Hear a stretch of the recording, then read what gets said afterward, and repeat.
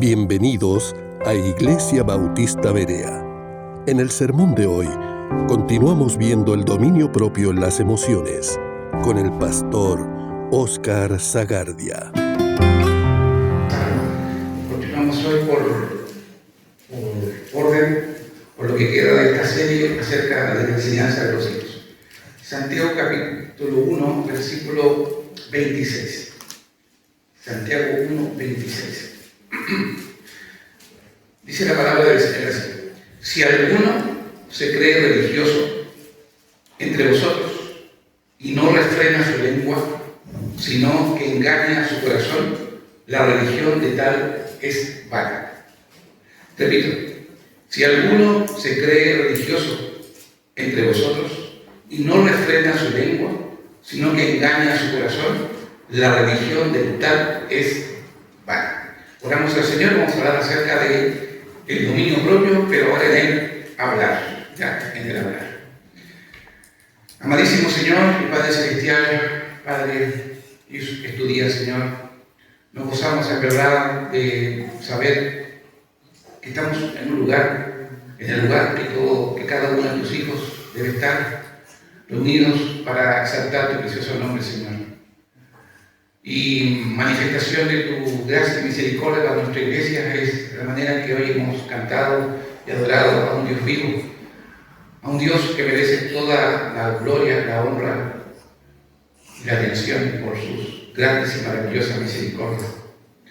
Y Padre, gracias porque somos seres tan imperfectos y débiles, tan propensos al desánimo y al cansancio, pero cuando vemos que eres tú, Señor, que renueva nuestras fuerzas, que eres tú, Señor, el que nos pones en pie, que eres tú, Señor, el que alienta nuestro corazón, solamente nos queda una cosa que hacer, que es obedecer, porque tú has puesto en nosotros en esta mañana el querer como el hacer por tu buena voluntad.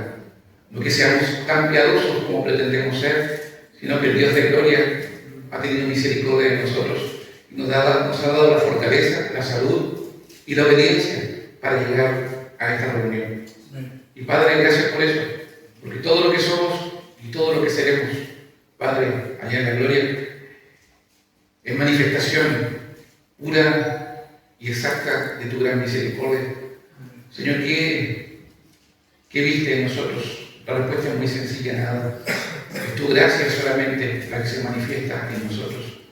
Y no vivimos nosotros para nuestros deleites y placeres, sino que ahora en el corazón del creyente mora el Espíritu de Dios y la gracia soberana de Dios que nos hace, en verdad, rendirnos ante un Dios tan misericordioso y sentirnos, en verdad, avergonzados cada vez que pecamos, entendiendo, Padre mío, que en tu gran misericordia ese trono, ese altar está siempre abierto y dispuesto, el trono de la gracia para acudir a Él en el momento oportuno, para recibir de ti gracia y ayuda para el oportuno socorro. Damos la gracia, Señor, ayude a este débil hombre a exponer su palabra, ayúdelo a no caer en supuestos personales o ideas humanas, sino en verdad en expresar todo lo que es el consejo divino para tu congregación, Señor. Dando las gracias, Padre, en el nombre de Cristo Jesús. Amén. Amén. Quisiera terminar solamente con una parte que me faltó de los últimos sermones que tienen que ver con las emociones. Y creo que las emociones, mis queridos hermanos, son una parte inherente de lo que somos. Dios no nos hizo seres fríos, seres autómatas, seres que no reaccionemos, sino que Dios nos hizo con la facultad de sentir, de expresar esas emociones. Lo que hemos hablado las últimas semanas es cómo nosotros como padres debemos, de alguna manera, desde pequeños, instruir a nuestros hijos en el control de las emociones. El asunto principal es que si nosotros no somos capaces de controlar nuestras emociones, con más razón nuestros hijos tampoco lo podrán hacer. Entonces es importante saber que dentro de nosotros existe un alma, un entendimiento, unos afectos, que usted los expresa. Y eso es maravilloso. Es maravilloso saber que ese cariño, que ese amor que una madre prodiga a su hijo, viene de Dios. El ejemplo maravilloso de un Dios que todos los días entrega amor y bendición a su pueblo. Y no tan solo eso, sino que usted puede ver hoy el sol que alumbrará, que calentará los cuerpos de creyentes y de no creyentes. Ese es el Dios al cual nosotros servimos.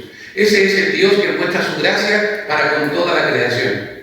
Y cómo y de qué manera lo expresa de manera muy particular en la relación de un padre con su hijo, una madre con su hijo, de un esposo con su esposa.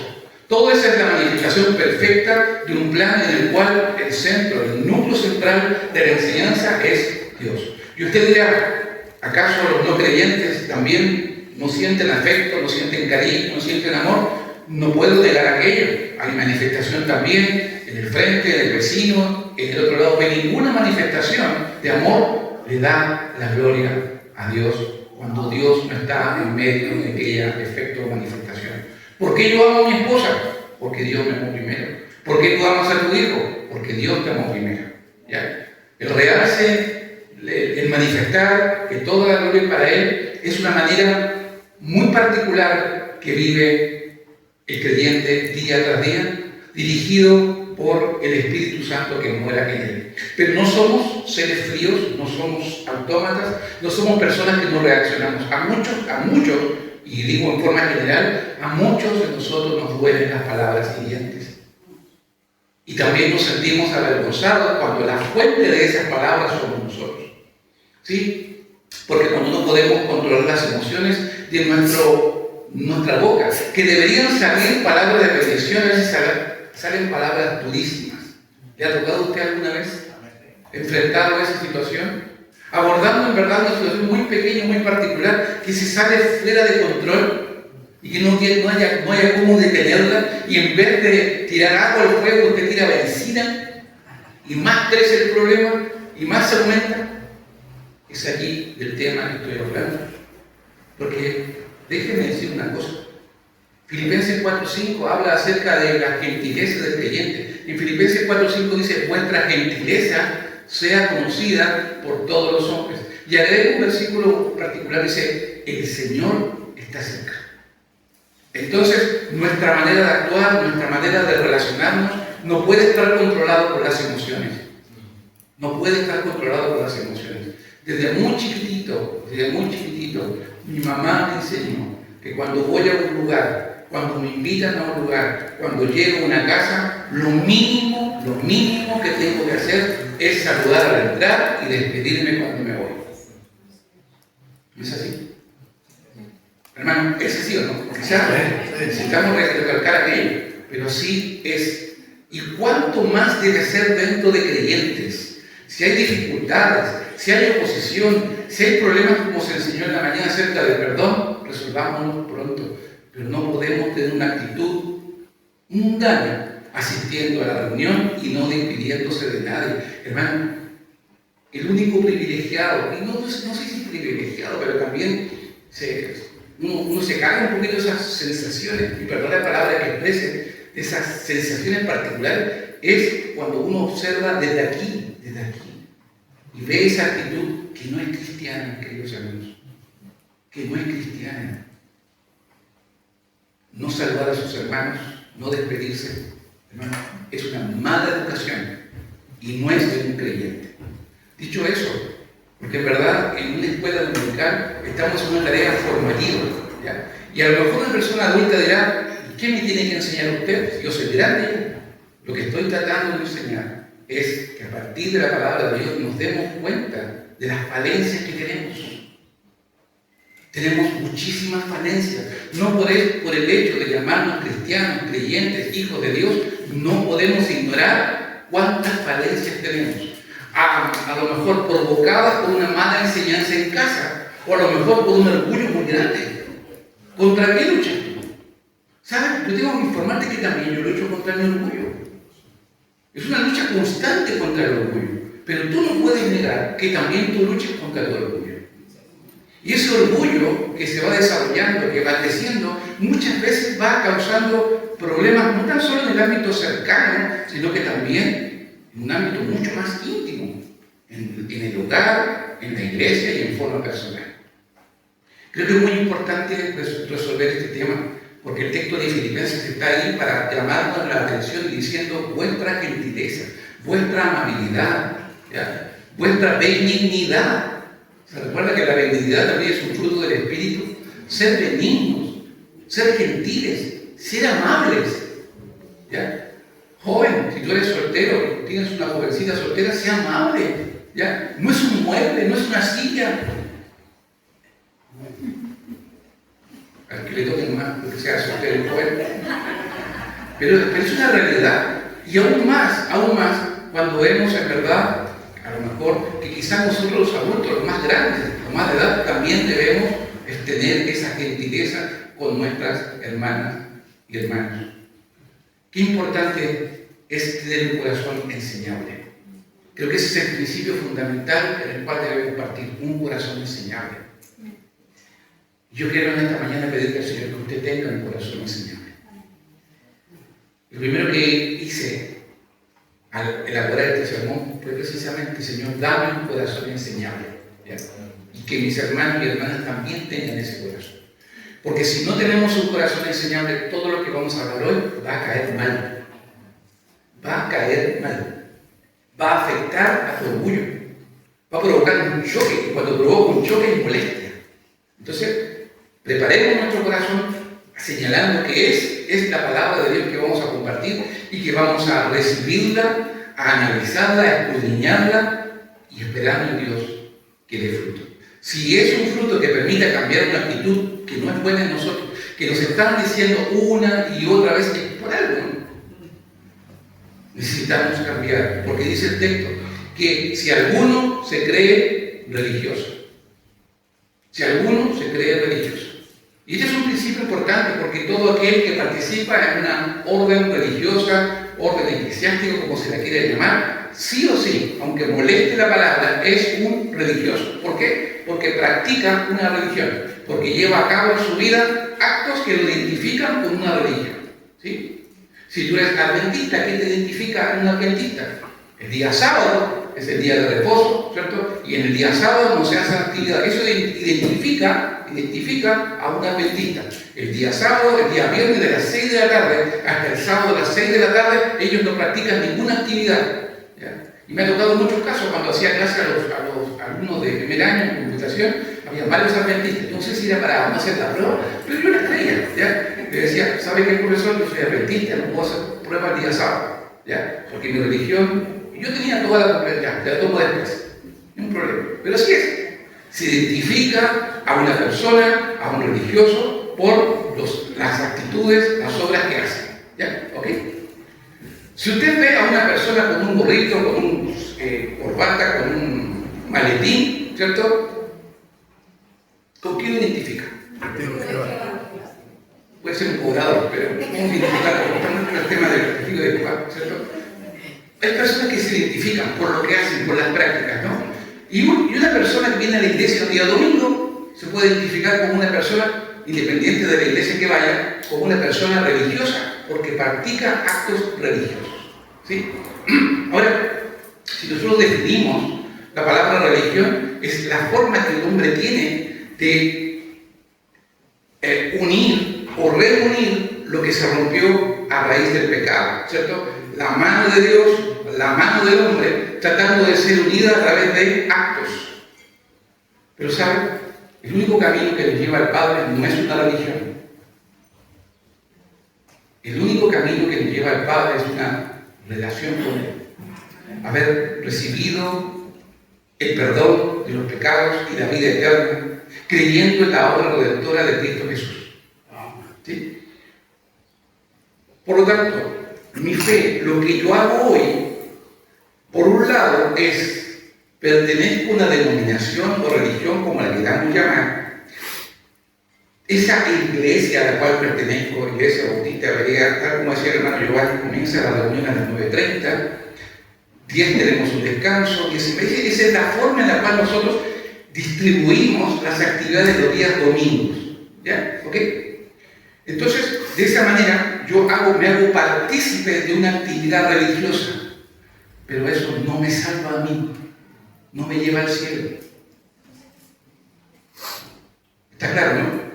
Las obras, la obediencia que yo practico, que yo desarrollo al asistir a una reunión, esas obras no cuentan a mi favor si es que no soy un creyente. La salvación es por gracia, por medio de la fe, no por obras, para que nadie se gloríe. ¿Ya? Entonces, aquí estamos hablando de una persona que, si alguno se cree religioso entre vosotros, detalla un importante elemento que tiene que ver con su dominio propio. Y uno de esos aspectos del dominio propio es refrenar su lengua. Refrenar su lengua. Esto, por un lado, mis queridos hermanos, quiero ser muy claro y muy preciso, que no se trata de que siempre estemos hablando con palabras dulces para no hacer sentir a nadie mal. Lo que estoy señalando es precisamente hablar sobre la única y exclusiva verdad que es la palabra de Dios. Porque si hay alguien que fue claro en decir la verdad, fue Jesucristo. Fue Jesucristo. Ahora, las palabras que él utilizó para referirse a aquellos que se creían religiosos, ¿cuáles fueron? Oh, queridos hermanos, o amados fariseos. No, los llamó sepulcros blanqueados, hipócritas, ¿cierto? Tienen por fuera, lucen hermosos, lucen blancos, pero por dentro están podridos, inmundos sus huesos. Hablando acerca del pecado. Cuando Cristo habló fue claro. Él, cuando habló, no expresó su molestia, sino que él estaba diciendo claramente su molestia, no hacia la persona, sino hacia el pecado, al pecado que ellos practicaban. Y por ende, al ser personas que practicaban y que lo aborrecían y que de alguna manera mostraban un rostro, una apariencia de piedad, Jesucristo los denunció y habló muy claro sobre ellos. Entonces, hermano, yo no seré quien a usted le trate de esa manera, pero si llega un momento en que la verdad sea expuesta claramente, tendremos que tomar esa actitud, la misma actitud que tomó nuestro Señor Jesucristo. Pero por ahora, el tema central es tratar de entender que, por un lado, Dios nos dotó de entendimiento y también de afectos. Son dos elementos que Dios nos dotó. Ahora, cuando viene un problema, cuando viene una situación que tiene que ver con el corazón, con las emociones, ¿qué es lo que primero que tiene que prevalecer? ¿El entendimiento o los afectos? ¿El entendimiento o los afectos? No me responde todavía. ¿El entendimiento o los afectos? ¿Qué es el entendimiento? Cuando yo tengo un problema, una situación, ¿cuál es mi filtro? ¿Qué es lo que primero aplico? ¿Qué es lo que primero obra en mi vida? ¿Mi entendimiento o los afectos? Dicho de otra manera, ¿qué está dominando sobre usted? ¿Qué es el filtro suyo? ¿La palabra de Dios o su corazón? Cuando hablamos en el mundo de este tema, cuando te enfrentas a un problema del corazón, ¿qué es lo que dice generalmente la gente? Hazle caso a tu corazón. Hazle caso a tu corazón. ¿Sí o no? Pero cuando estamos hablando del ámbito cristiano, del ámbito bíblico, lo que estamos señalando es Dios nos dio el entendimiento y nosotros filtramos las situaciones, las emociones, a través del filtro que es la Escritura. ¿Saben, mis queridos hermanos? Aquel que no puede dominar su carácter, aquel que no tiene dominio propio, tiene una falta de fe. La fe le falta. La fe nos falta cuando no somos capaces de dominar nuestro carácter, nuestro dominio propio. Y digo fe en el ámbito más extenso de la palabra. Porque cuando hablamos acerca del dominio propio y mis reacciones ante los problemas, generalmente la actitud de una persona que no puede dominar su carácter, su situación, el problema, y se aísla un poquito de su fe, ¿qué es lo que pasa? Se abruma, se enfría y se aparta. No busca respuesta, sino que se aparta. Pareciera que se transforma en una persona que tiene un estigma, un problema, y que no quiere que nadie lo trate, que nadie lo vea, porque su problema es tan grande, tan difícil de resolver, que se aísla. Y el primer culpable de esto, en forma indirecta, pero al final apunta hacia aquello, para una persona que cae en un tema de preocupación, de emoción, de dificultad personal, es Dios. Sé que hay varios intermediarios, sé que algunos culparán a la iglesia, otros culparán a las personas, otros culparán a su esposo o esposa, pero al final, a la larga, es a Dios. Cuando Adán se ve enfrentado ante un problema gravísimo, estoy hablando de Adán del huerto, ¿ya? No de otro Adán, pero Adán del huerto, ¿ya? Cuando Adán se enfrenta a un problema gravísimo de desobediencia a Dios, de desobedecer a la palabra de Dios, cuando Adán se encuentra sometido a la presión más grande que sea sometido a un hombre, que es enfrentarse a haber quebrantado la ley de Dios, que es lo que hizo Abraham. Asumió su culpa, se arrepintió del pecado que había cometido, resolvió en su corazón humillarse ante Dios e ir y clamar al Señor por el perdón. Lo primero que hizo Adán, ¿sabes lo que fue? Es culpar a Dios. La mujer que tú me diste. Indirectamente está diciendo, no a la mujer, no a Eva, sino que indirectamente el culpable de la situación de Adán fue Dios. Y muchas veces, mis queridos hermanos, cuando conocemos a gente que no cree en Dios, que se aparta de Dios, que está alejado de Dios, que odia a Dios, porque algo le sucedió que no fue capaz de resolverlo. ¿Por qué? Porque el dominio propio está asociado directamente con la fe. Yo sé que muchos que están aquí, que le han sucedido cosas muy difíciles, muy difíciles de entender. Creo que una de las cosas más difíciles que una persona puede atender es la partida de un ser querido. ¿Sí o no? Hace 7 días atrás, ¿cierto? Hace tiempo que no veía llorar a un hombre con tanto dolor. Pero un dolor, hermano, que él hablaba y sus ojos parecían ríos donde las lágrimas no acababan de llorar. Había partido su esposa. La partida de la hermana Jennifer Montealegre fue muy repentina en el último tiempo. Parecía que estaba superando, pero su cáncer venció su débil cuerpo. Está en la gloria con el Señor. Pero su esposo está aquí, sigue estando aquí. ¿Ya? Y el dolor fue fuerte. Creo que nosotros debemos entender que la partida de un ser querido, un ser amado, de alguien que ha estado con nosotros 10 años, creo que ellos estuvieron casados un poquito tiempo, 3 años, ¿no? Un poco tiempo. Pero aún así ese arraigo, esa unión, que Dios dice que será una sola carne. En Génesis capítulo 2, será una sola carne, esa unión inseparable entre un hombre y una mujer que se unen. Hay algunos que tienen 10 años de casado, y voy a cumplir el próximo mes 30 años de casado. Increíble. Qué paciencia esta mujer. ¿Ya? 30 años de casado. Pero me quedo corto entre otros que ya pasaron la barrera de los 40, los 50. Y algunos los 60. Tremenda paciencia. ¿Ya? Por lo tanto, cuando una de las dos partes parte antes de la presencia del Señor, en la otra parte se duele. Pero ¿qué consuela el que se queda? ¿Qué le trae consuelo al que se queda? Que un día, por la gracia de Dios, volveremos a estar juntos, y no por un tiempo breve, sino por la eternidad. Pero ¿qué pasa con aquel que ve la partida de un ser querido y no tiene fe? Que es incrédulo, que su corazón se amarga más. Porque aunque diga que Dios no existe, nace en su corazón un odio hacia Dios. Porque hermano, sería muy sencillo decir, bueno, si Dios no existe, la muerte es parte de la vida. Pero ¿por qué el hombre tiene un sentido tan profundo de odiar a Dios? Dios, me quitaste a mi hijo. Dios, me quitaste a mi esposa.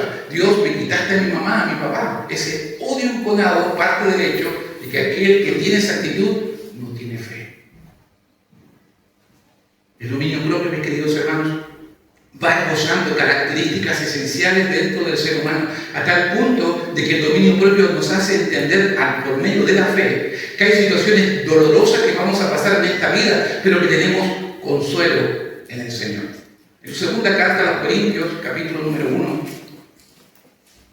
Pablo, hablando de sus aflicciones, segunda carta a los Corintios, capítulo 1, versículo 13, dice: bendito sea el Dios y Padre de nuestro Señor Jesucristo, Padre de misericordias, note bien, dice, y Dios de toda consolación, y Dios de toda consolación.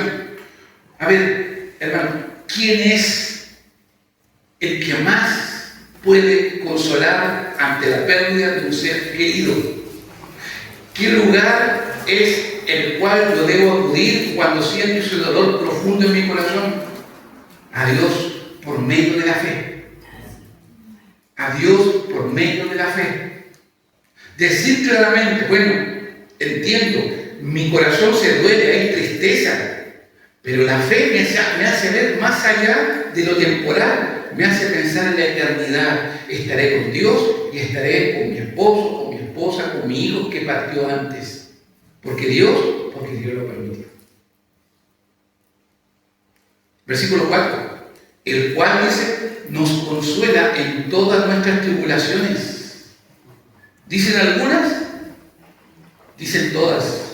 Para que podamos también nosotros, consolar a los que están en cualquier tribulación por medio de la consolación con que nosotros somos consolados por Dios. Maravilloso. La clave esencial, y Pablo lo sintetiza y dice al final, porque de la manera que abundan en nosotros las aflicciones de Cristo, así abunda también por el mismo Cristo nuestra consolación. ¿Ya? Qué maravilloso es ser consolados por el Señor. Pero si somos atribulados, es para vuestra consolación y salvación. Así termina el texto aquí en 2 Corintios capítulo 1. El hombre piadoso no es aquel que nunca se ríe. El hombre piadoso es el que antes de reírse, de llorar, analiza a través del filtro de la Escritura lo prudente, lo correcto, lo exacto. Sería impropio, mis queridos hermanos, que si usted tiene 2 hijos y uno de los hijos está andando en bicicleta, ¿cierto? Y por APC se cae en su bicicleta y se causa un daño, su otro hermano se ponga a reír, ¿cierto? Oye, me da la caída. No son palabras apropiadas, ¿cierto? ¿Qué es lo que busca el hermano que no tuvo el accidente? Consolar a su hermano. Entonces, la risa es para algunos momentos. La tristeza es para algunos momentos también. De hecho, el libro de Eclesiastés, ¿se recuerda lo que dice Eclesiastés capítulo 3? Respecto a todas las acciones que tenemos en la vida, que hay tiempo para todo. Mire, Eclesiastés capítulo 3. Eclesiastés 3. Dice así: todo tiene su tiempo, y todo lo que se quiere debajo del cielo tiene su hora. Tiempo de nacer, Eclesiastés 3:1 estoy leyendo. Tiempo de nacer, tiempo de morir. Tiempo de nacer, tiempo de morir. Pastor, ¿y si yo me congelo? Si yo me congelo mi crionismo, ¿ya? O guardo, bueno, hermano, que la Biblia dice que hay un tiempo de nacer y un tiempo de morir. Tiempo de plantar, tiempo de arrancar lo plantado, tiempo de matar, tiempo de curar, tiempo de destruir, tiempo de edificar, tiempo de llorar, tiempo de reír, tiempo de desear y tiempo de bailar, tiempo de esparcir piedras y tiempo de juntar piedras, tiempo de abrazar y tiempo de abstenerse de abrazar, tiempo de buscar y tiempo de perder, tiempo de guardar y tiempo de desechar, tiempo de romper y tiempo de coser, tiempo de callar y tiempo de hablar. Y aquí me quedo, tiempo de hablar. Y en el tiempo de hablar es importante entender que hay momentos, hay instancias en las cuales debemos, antes que hablar, antes que conjeturar, antes que enjuiciar, filtrar lo que vamos a hablar. Miren qué interesante cuando vemos esta expresión en la actitud de un hombre de Dios llamado Abraham. Usted me acompaña por un ratito al capítulo 22 del Génesis, capítulo 3. ¿Qué le había prometido Dios al anciano Abraham? ¿Qué le había prometido? Que tendría una descendencia, ¿cierto?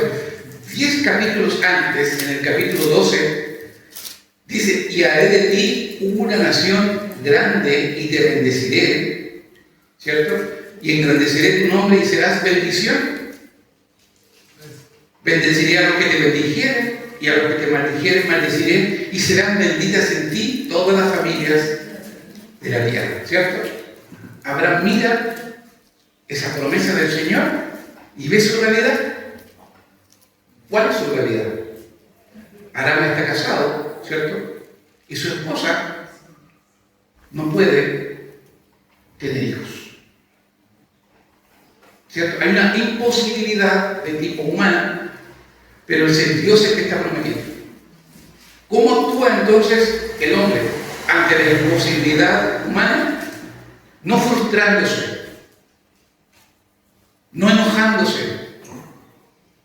Señor, ¿por qué me hiciste tan pobre? Señor, ¿por qué me hiciste tan feo? Son cosas que a veces nos encontramos, nos frustramos y nos detenemos ahí.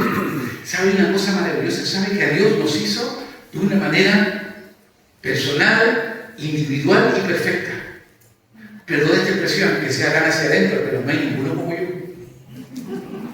Pero tampoco hay ninguno como usted. Usted es incomparable, porque es único. Dios lo hizo único. Y si hay algunos que me dicen que me parece fatal artista, hermano, son comparaciones, hermano. Ya, son comparaciones.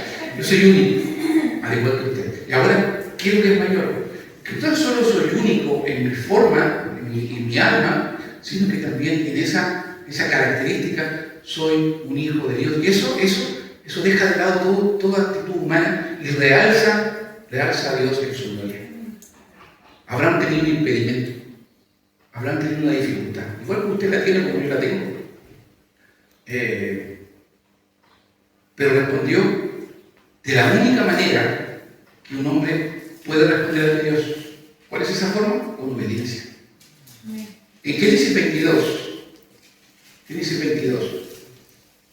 10 capítulos después de que se le hiciera la promesa a Abraham, aconteció, después de estas cosas, dice que probó Dios a Abraham y le dijo, Abraham, y él respondió, heme aquí, heme aquí. No dijo, ¿qué quiere Dios? Dijo, heme aquí. Y esa actitud, heme aquí, significa, yo estoy dispuesto, Señor. Mis oídos están atentos a escuchar. Mi corazón está dispuesto a obedecer. Ahora te pregunto, cuando vienes a escuchar la palabra de Dios, ¿tus oídos están dispuestos a escuchar y tu corazón está dispuesto a obedecer? ¿O viene un prejuicio desde tu casa? Porque ahí comienza a dar el problema. Por eso es importante, cada vez que lleguemos a la iglesia, Señor, dame un corazón enseñable. Sea quien sea, abra en este día la palabra del Señor. Señor, háblame a mí. Es un importante requisito para en verdad que la palabra de Dios pueda y tiene todo el poder para cumplir el propósito. Recuerda, hermanos, que la palabra de Dios nunca retorna vacía. El sermón no es el problema. El expositor no es el problema. ¿Sabe cuál es el problema? Tu corazón. Tu corazón es el problema. Mire, Abraham le respondió aquí y dijo, toma ahora tu hijo, tu único Isaac, a quien amas, y vete a tierra de Moriah, y ofrécelo allí en holocausto sobre uno de los montes que yo te diré. Le había prometido una descendencia, le había dado un hijo. Abraham amaba a Isaac. Lo amaba, pero ahora Dios le dice a Abraham, ofrécelo allí en el holocausto sobre uno de los montes que yo te diré. Ah, no, Señor, tú me lo diste, ¿cómo me lo vas a quitar ahora? Abraham dijo eso. No. Mira la actitud, versículo 3.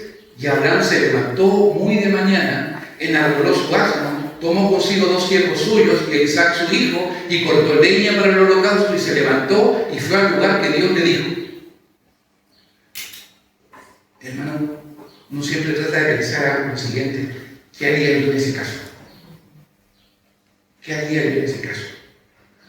Y está en Génesis 22, versículo 2.5. No, ese versículo no está. Que es el pensamiento nuestro. ¿Qué haríamos nosotros? ¿Qué haríamos nosotros? ¿Qué harías tu hermano? ¿Qué harías tu hermano? ante esto que está señalándote Dios. Dios te dio una promesa, tu esposa no puede tener hijos, Dios hizo un milagro, abrió el vientre de tu esposa, nace Isaac, pero ahora Dios te pide a Isaac que le ofrezcas en el holocausto. Primero, hermano, dos cosas: entendimiento y afecto. Cuando un hombre o una mujer reaccionan primero con los afectos, con el corazón, la respuesta es rechazar, negarse, porque están trabajando con el corazón. Y el corazón, como dice Jeremías, es engañoso. Cuando obra el entendimiento, lo que estamos diciendo, si esto viene de Dios, no puede ser malo. Si esto viene de Dios, no puede ser malo. Cuando vemos a una persona que está padeciendo una enfermedad y su cuerpo se va deteriorando día tras día, y vemos cómo se va consumiendo,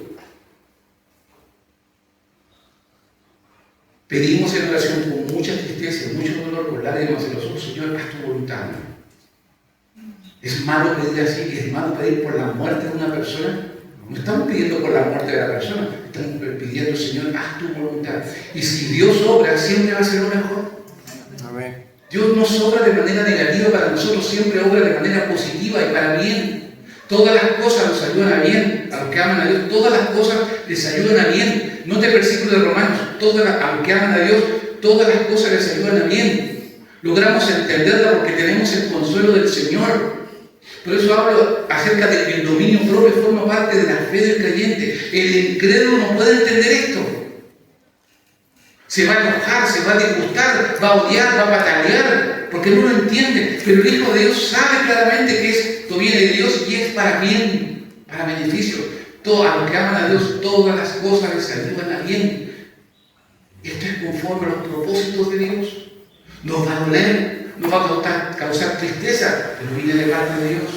Bendito sea el Señor por eso. Gloria a Dios por eso. Abraham no ve, no analiza la respuesta, ni habla, porque seguramente sus palabras van a ser motivadas por un corazón deseoso de que no sea así, sino que lo que hace es actuar. ¿Y cómo actúa? Obedece a Dios. Se levanta muy de mañana, enarbola su asno, toma a Isaac, corta la leña y va al lugar donde Dios le dijo. Versículo 7. Entonces habló Isaac a Abraham, su padre, y dijo: Padre mío. Y él respondió: heme aquí, mi hijo. Y él dijo: he aquí el fuego y la leña, mas ¿dónde está el cordero para el holocausto? ¿Dónde está el cordero para el holocausto? Aspecto interesante había, fíjese que Abraham había instruido a su hijo de que los holocaustos eran una forma de manifestar una acción de gratitud hacia Dios. Isaac no es un ignorante del tema de los holocaustos, su padre le había enseñado. Y esto es muy interesante para un papá, que en los momentos de tristeza, en un momento de dolor o en los momentos de gratitud, sus hijos hayan sido enseñados por usted. Haberle explicado: hijo, un día yo tendré que partir. La ley dice, la ley de la vida dice que los hijos deben enterrar a sus padres, ¿no? Pero ¿qué pasa cuando ocurre lo contrario? ¿Qué pasa cuando los padres entierran a los hijos? ¡Wow! ¡Qué golpe más fuerte! Pero aún así, actúa la gracia y el consuelo del Señor. En este caso, Isaac era un muchacho que Abraham, su padre, le había instruido que el holocausto constaba de un fuego y un corderito, un animalito que era ofrecido en holocausto. Se estaba prefigurando, mis queridos hermanos, la forma en la cual Dios había instruido a su pueblo de que a través de los holocaustos, a través de las obras que se hacían allí, ese holocausto, ese sacrificio, era un preámbulo, un anuncio del más grande sacrificio efectuado sobre la humanidad a través de la entrega sacrificial de Cristo, el Cordero de Dios que quita el pecado del mundo. Pero aquí lo que se está haciendo es un animalito entregándose en holocausto, hermano, porque la forma, el ritual, el acercamiento que Dios tenía con Abraham y cada uno de los hombres de Dios allí era a través de lo siguiente: sin derramamiento de sangre no hay remisión de pecados. A Isaac lo entendía muy bien. Versículo 8. Y respondió Abraham: Dios se proveerá de cordero para el holocausto y comino. E iban juntos. Versículo 9. Y cuando llegaron al lugar que Dios le había dicho, edificó allí Abraham un altar y compuso la leña, y ató a Isaac su hijo y lo puso en el altar sobre la leña. Y extendió Abraham su mano, tomó el cuchillo para degollar a su hijo. Hermano, desde el versículo 1 al versículo 10, usted ha visto una reacción en palabra de Abraham quejándose contra Dios. No entiendo esto, Dios, no lo comprendo. Y estamos, hermanos, llegando al versículo 10, donde Abraham extiende su mano con su cuchillo, muy a punto de degollar a su hijo. Y este relato, para algunos que nunca han leído, parece muy fuerte, y lo es. Pero cuando comenzamos en el capítulo 22, usted notó la palabra allí, lo leo, Génesis 22:1. Aconteció después de estas cosas que probó Dios a Abraham. ¿Qué probó Dios de Abraham? ¿Qué probó Dios de Abraham? Su fe, mis queridos hermanos. Su fe. Su fe. Cuando nuestro corazón es puesto a prueba, si tu corazón no está preparado, van a salir de tus labios, en lugar de bendición, en lugar de gratitud, palabras a veces que puedan ofender al mismo Dios. Pero cuando estamos en la fe, lo que decimos es verdad, son palabras de gratitud. Señor, has obrado de una manera correcta, de una manera perfecta, porque tú eres un Dios santo. Terminemos la historia. Versículo 11. Entonces el ángel de Jehová le dio voces desde el cielo y dijo: Abraham, Abraham. Y él respondió: heme aquí. Y dijo: no extiendas tu mano sobre el muchacho, ni le hagas nada, porque ya conozco que temes a Dios, por cuanto no me rehusaste tu hijo, tu único. Qué lindo, ¿no? Maravilloso el resultado de lo que estamos leyendo, porque esto en verdad nos muestra de que el padre de la fe, Abraham, actuó en los momentos más de mayor presión para su vida. Y quiero señalar esto porque es importante que nos demos cuenta que Dios nos dio este mecanismo de comunicación con Él. Y este mecanismo de comunicación con Él es un mecanismo que en el siglo XXI es muy poco usado. ¿De qué forma podemos comunicarnos con Dios? Antes de eso, antes que usted me responda, ¿Dios se comunica con la humanidad?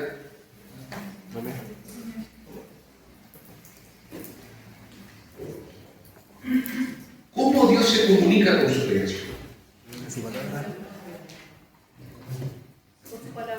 Ya, con su palabra. Pero antes que eso, que es importante notoriamente, pero hay un texto, mis queridos hermanos, en el Salmo 19, que dice que los cielos, ¿qué es lo que hacen? Los cielos dicen que cuentan la gloria de Dios, y el firmamento anuncia la obra de sus manos. Un día emite palabra a otro día, y una noche a otra noche declara su sabiduría. No hay lenguaje, ni palabras, ni es oída su voz. Por toda la tierra se oyó su voz, hasta el extremo del mundo sus palabras. En ellos puso tabernáculo para el sol, y como esposo que sale de su tabla, se alegra cual gigante para correr el camino. ¿Ya? Todo el relato de lo que ocurre en el movimiento o en la creación y en todos los movimientos que Dios creó, movimiento de traslación, movimiento de rotación y todos los posteriores movimientos que se han estudiado. La Tierra gira en torno a su eje, inclinada, ¿cierto? Llega un momento en que está más cerca del Sol, que ahí recibimos más calor. En la época estamos a punto de llegar ya estamos en primavera, ¿no? Sí. Llegaremos al verano, después pasarán 6 meses, nos alejaremos un poquito más, estaremos en invierno, ¿cierto? ¿Eso qué dice? ¿De qué habla? De que Dios sostiene todo eso bajo su control. No se sale de control. Hermano,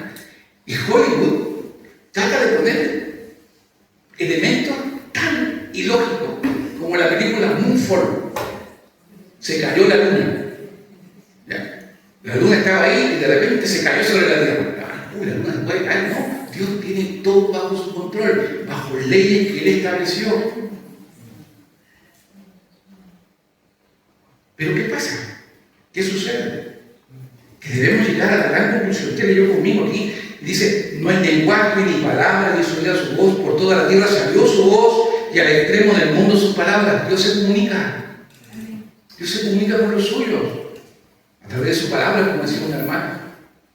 ¿Cómo nosotros expresamos nuestra necesidad para con Dios? A través de la oración, nuestro clamor. Pero Dios escudriña nuestro corazón y sabe lo que tú y yo necesitamos. El Salmo 139 ahora. Salmo 139.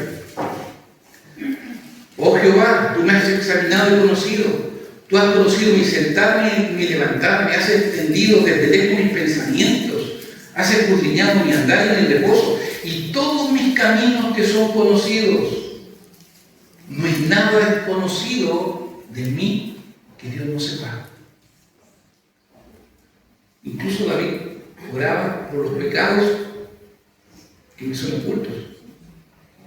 Pero también Dios conoce esas debilidades ocultas que tengo. Entonces, lo que estamos hablando y señalando es que el Dios al cual servimos es un Dios que se comunica.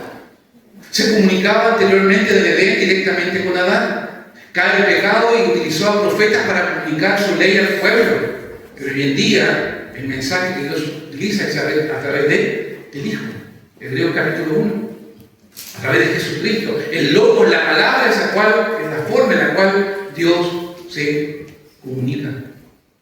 Si me han visto a mí, han visto al Padre, dice Jesús.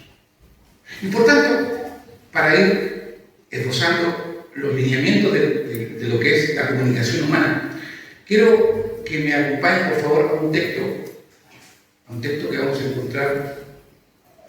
Más que un texto, es un texto. La palabra del Señor Jesucristo. No lo tengo anotado aquí, pero tengo la cita.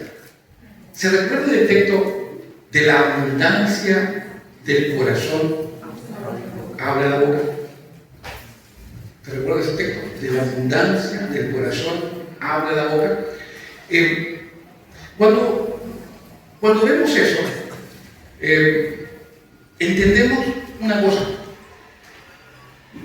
Alguien ha dicho acertadamente que cuando hablamos acerca de la creación del hombre, el hombre ha hecho muchas cosas prodigiosas en la historia. No podemos negar que hay hombres y mujeres que cantan en forma maravillosa. ¿Sí o no? Sí, hay muchos hombres, además no estoy hablando solamente de creyentes, sino realmente no creyentes, que tienen una voz espectacular, ¿ya? Que cantan muy lindo. Y sería muy maravilloso que esas voces, esos dones que Dios le dio, esos talentos que Dios le dio a mucha gente, sean entregadas a su Creador. Pero no es así. Aún así, Dios nos ha permitido a conocer a personas, a hombres y mujeres cristianas, creyentes, que también tienen voces maravillosas y entregan sus talentos a Dios. Pero ¿qué pasa cuando ese talento en verdad se utiliza para propósitos indebidos? ¿Qué pasa cuando el talento que Dios dio a un cantante se utiliza para cantar alabanzas con un ritmo que a lo mejor no se condice con lo que Dios enseña, con un texto, con una escritura que no tiene nada que ver con la Biblia?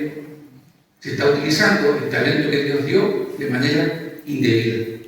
Pero ¿saben ustedes, mis queridos hermanos, que cuando hablamos acerca de esas capacidades que el hombre tiene, Dios también dio facultades maravillosas a animalitos o insectos? ¿Usted ha visto la historia de las abejas? ¿Qué hacen las abejas cuando se reúnen todas juntitas?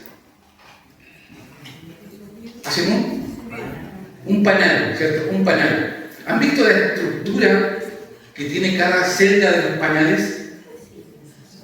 ¿Y cómo están unidas unos a otras? Están un grupo de abejitas recolectando el polen, trayéndolo al panal. Otras están moviendo sus alitas, ¿cierto? Que es como aire acondicionado, que tiene para mantener toda una temperatura. Esto lo lleva haciendo las abejas desde que fueron ellas. ¿Quién les enseñó eso? ¿Hubo un arquitecto de abejas que les enseñó a hacer paneles? ¿Un ingeniero en paneles? No.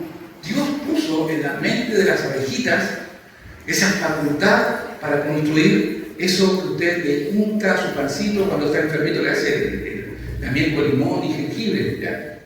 La miel, qué precioso fruto, hecho por las abejitas, pero determinada por la inteligencia de un Dios superior. El hombre, a través de su lenguaje, a través de su forma, también ha permitido que hombres hayan escrito lindos poemas. No citaré ninguno en esta mañana porque no aprendí ninguno, ¿ya? Pero podía haberme aprendido a lo mejor algún poema de algún poeta chileno o extranjero, ¿sí? Podría haberlo hecho, pero no lo hice. Qué negligente, ¿ya? Pero eso no quita en el fondo del mensaje. Lo que estoy tratando de decir es que los seres humanos también tienen la facultad de escribir bonito, de escribir bien. Pero ¿saben?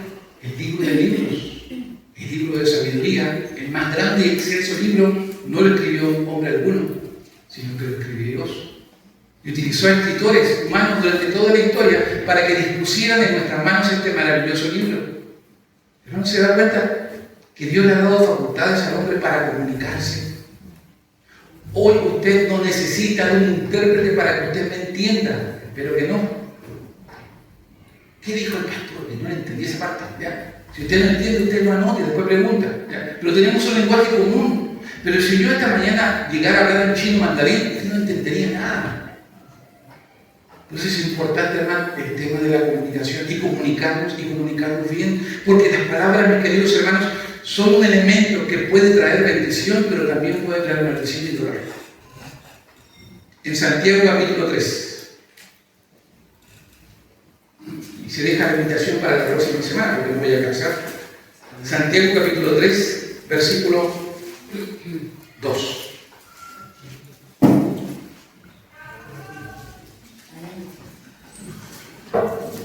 Cuando alguien le diga, yo nunca le he ofendido, muestre este versículo. No para referirse en la cara, sino para diciendo que verdad, todos hemos ofendido más de una vez a alguien. Santiago 3, versículo 2. ¿Lo lee conmigo? 1, 2 y 3. Porque todos ofendemos muchas veces. Si alguno no ofende en palabra, este es varón perfecto, capaz también de refrenar todo el cuerpo. ¿Ya? ¿Qué evidencia tenemos aquí?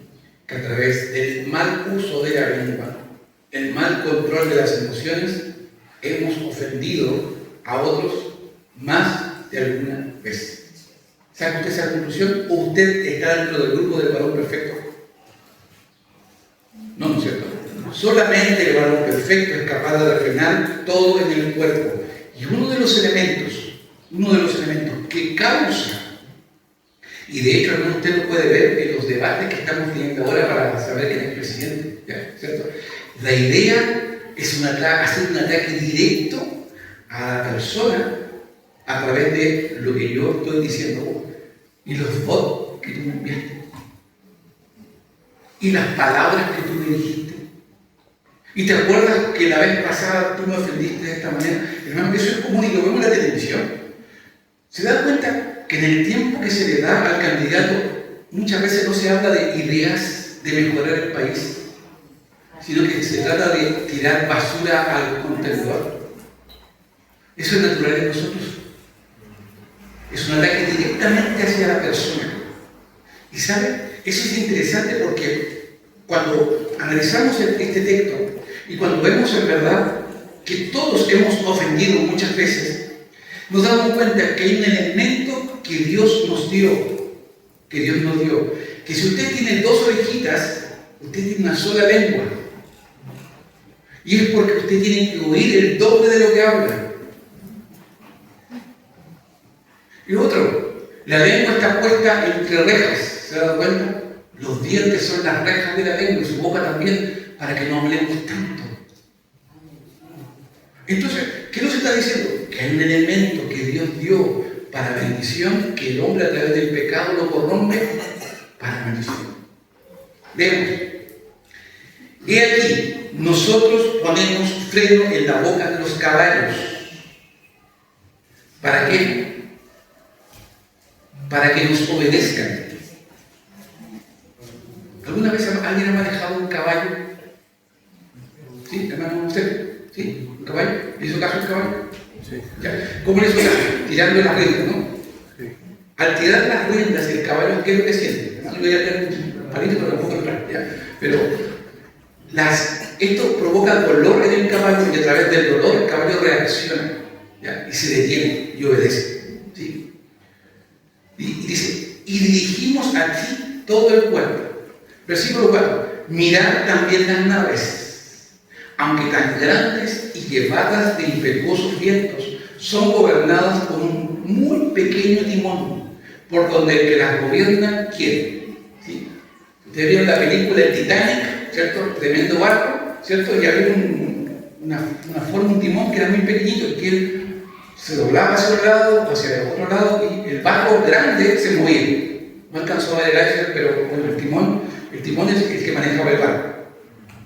Entonces, en el caso que estamos representando, dice que estos instrumentos aplicados a animalitos como los caballos van a provocar dolor y van a provocar que se obedezcan. En el caso de los barcos grandes, este timón va a tener el control del barco y no va a ser movido ni por vientos, ni que el barco se desbande en un camino desconocido. Pero ¿qué quiere llevar Santiago con el tema del habla? De que nosotros tenemos un miembro muy pequeño, conocido como la lengua. La lengua. Pero esta dice, la lengua se jacta de grandes cosas. Versículo 5 estoy leyendo. He aquí, cuán grande bosque enciende un pequeño fuego. Y la lengua es un fuego, un mundo de maldad. La lengua está puesta entre nuestros miembros y contamina todo el cuerpo e inflama la rueda de la creación y ella misma es inflamada por el infierno. Me llevó a dar miedo lo que estoy leyendo, porque en el fondo ese miembro que está ahí señala el versículo 8, pero ningún hombre puede domar la lengua, que es un mal que no puede ser refrenado, llena de veneno mortal. Así que tenga cuidado con morderse la lengua, porque se puede envenenar. ¿Ya? Entonces, hay veneno, no estoy hablando de la lengua, sino que estoy hablando de verdad que esta lengua es controlada por quién. ¿Quién es el que provoca el movimiento de la lengua, de la cavidad bucal y provoca los sonidos? Las emociones en nuestro corazón. Es interesante en el tema que estamos hablando. ¿Por qué? Porque si usted es padre de niños pequeños y su niño pequeño llega un día diciendo en forma cómica un garabato, porque lo escuchó de sus compañeros, sus compañeritos, sus pequeños compañeritos, esos niñitos tan indefensos y pequeños que pululan en los kinder, en los pre-kinder, que son tan limpios de mente y de corazón, pero se les chispoteó una palabra que su hijo la tomó, le pareció curiosa, la trajo a casa y la repite. Pregunta, ¿usted se va a poner a reír a carcajadas? Oye, mira, que hijo tan inocente, mira lo que dijo, hermano.